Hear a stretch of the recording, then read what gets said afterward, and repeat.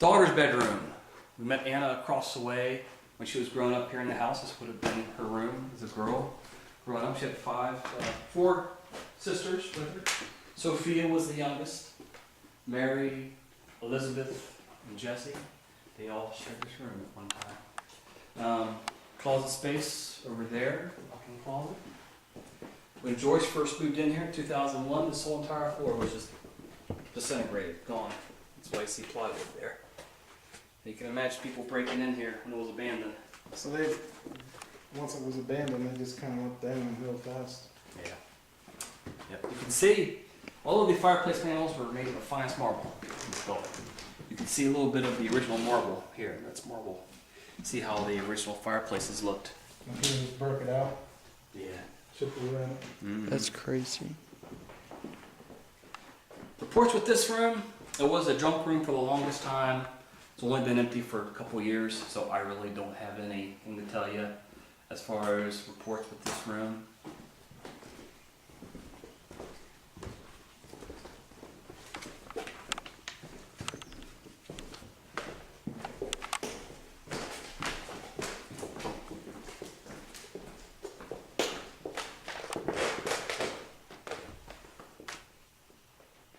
So if you guys want to do any sleeping tonight, this is the room to be in. Alright. Notice the molding around the ceiling. No closet space in here. A lot like the gentleman's parlor right below us. Upstairs sitting parlor at one time. Closet space. It was known through family history that George Adams would conduct sermons to the family from this room when the weather was too nasty. This hearth right here, the tile work here, is original to the mansion. How that escaped total vandalism is beyond me, but people like to take a look at that, check it out. It's a guest room nowadays. Got some interesting reports though from this room. This is where people sleep when they do sleep here. This bed here has an interesting reputation. Apparently, when people are sleeping here, they'll get someone in bed. They will sometimes wake up and see the image of a woman in a black gown in the room. She's been seen by the fireplace, standing here above the bed looking down, but she's acknowledging them somehow. And she shouldn't seem to be residual. It's like she's acknowledging. She has some kind of intelligence with her. When people naturally want their privacy, they'll have the door shut. Got a little knock at the door. People have reported hearing stuff out there when they're in here. Adults having conversations. The sounds of children giggling, running up and down the hallway. That's been reported. So, interesting room. Try sleeping here tonight sometime. Okay. Huh. Doorway led out to the portico on the south side. The portico had a railing about knee high. It's a legend that goes back about 100 years in the local area. Everyone that grows up around here pretty much knows about it. They say a little girl, 8 or 9 years old, wandered out and fell over the side. Being a railing that size, it's quite possible that a child could have done that. Anyone, doesn't have their senses about them could possibly do that as well. Very dangerous, would not match codes today. People experience a little girl in the house. She's kind of seen all over the place. But this is kind of her area here, around this area. She's been photographed in the window here. There's a photograph of a little girl in the ballroom that was taken. Sometimes she's in the rooms, in and out of the rooms here when people are sleeping over. A friend of mine called an interesting EVP up here.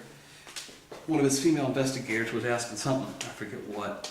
But she got a very clear response. It was a little girl saying, "Yes, ma'am." Very clear. That's the kind of language or something that you would expect from that time. That time period, yeah. Not like a yes, but a yes ma'am is kind Yes, of, ma'am. you wouldn't hear that at this. Yeah. And it seems like a lot of it happens to the women. Children and women back then would have been a unit together. The guys, they were busy bouncing energy off each other, So there's a lot of interaction between women and supposedly the children that are supposedly here. Yeah. My little experience with this area, I was standing, it was only 4 weeks ago.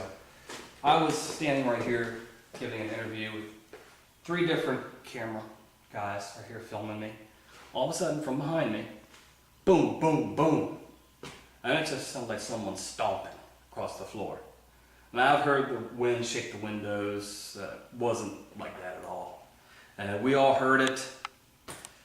One of the film guys said that they actually saw like a mist type thing go across the window. I don't know exactly what he saw, but we all heard it. So that was pretty unique.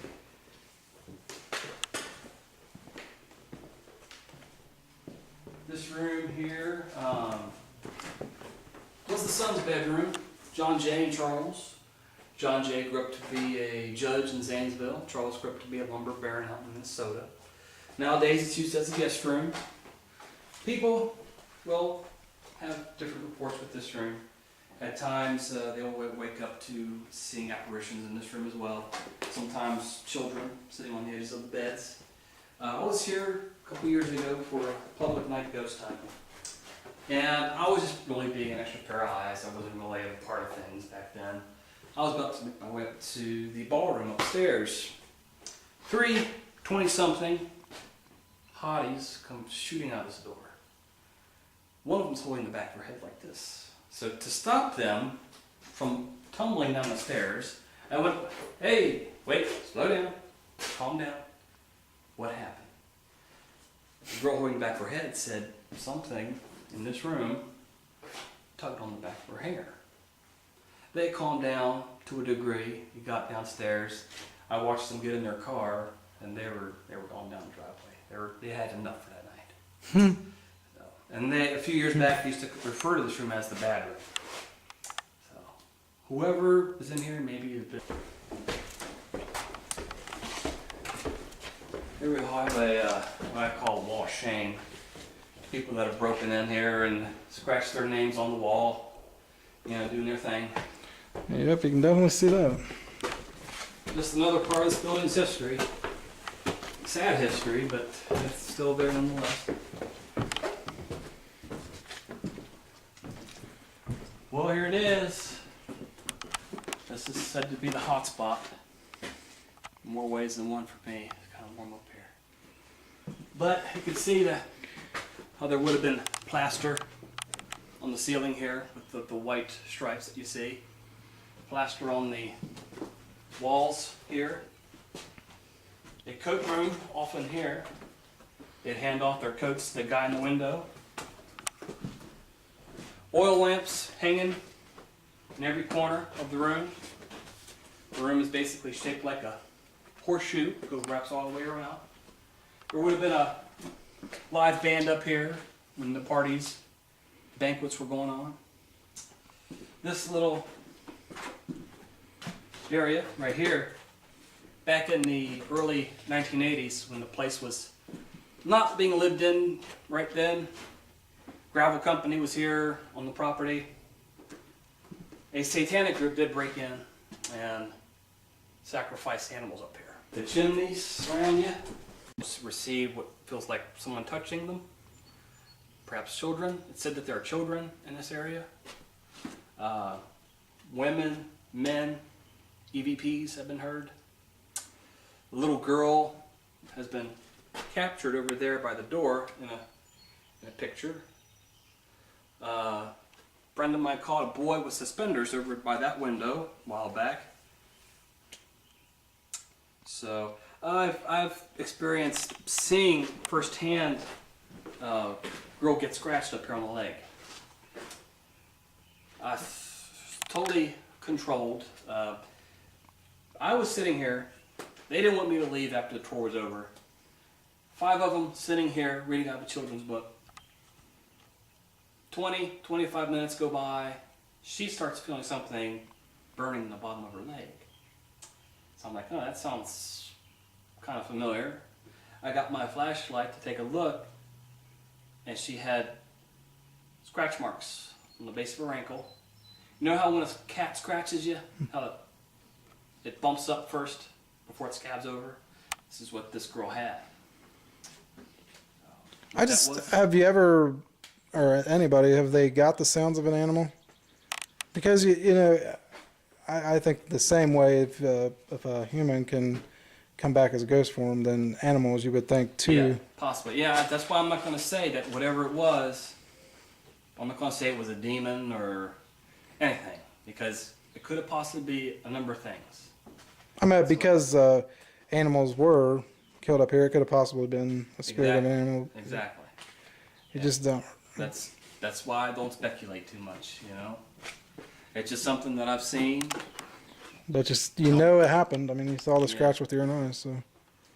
Yeah.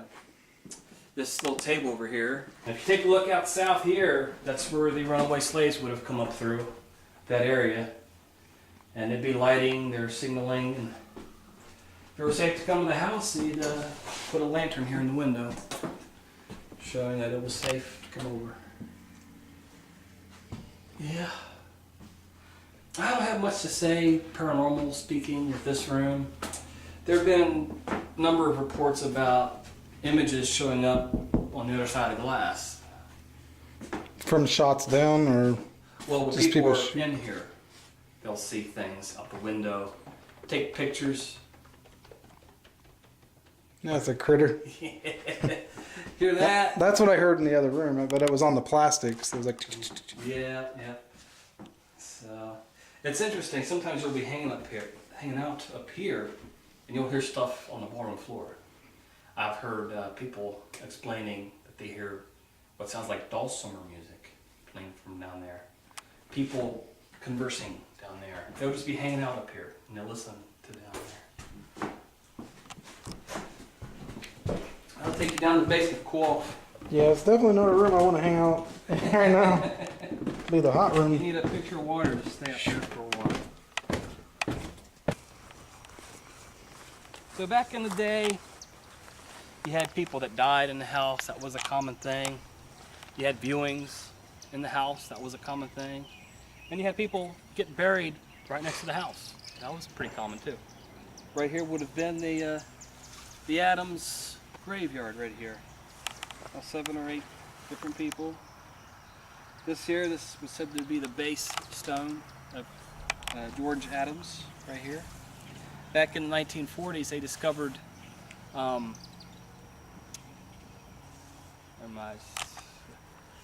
saw something in the window for a second. Never mind. Anyway, back in the 1940s, a guy renting this place out discovered there were sinkholes here. And it became a safety hazard. He ended up calling the people down in the Dresden Cemetery down there, and they came up and they dug these folks up. And right now, physically speaking, they're downtown off of Main Street. If you decide to go check them out later on your way out or something, they're down there. But they're under one big stone, one tall stone. Thing that happened to me a couple years back, I was here for public night ghost hunt. It'd be a separate extra pair of eyes, looking out over things. About 4 in the morning, after spending an uneventful time in the barn for about an hour, came back out here walking, and this light, whatever the hell it was, came out from behind that stump and moved about 15 to 20 feet towards the road and vanished. Now, I'm going to say it was roughly the size of this. Looked like an old-time lantern. But for an hour after that, I sat on this side of the mansion with a little tiny flashlight trying to get this thing to come back or whatever it was. But I never saw it again. We're talking about something that I saw dead on. It wasn't one of these corner of the eye deals that people get. Saw this thing, wasn't asking for it. There it was. No fence rails to reflect anything. Not a whole lot of options for pranksters to run behind things. Don't know. Yeah, I've heard of people that's seen things similar to that.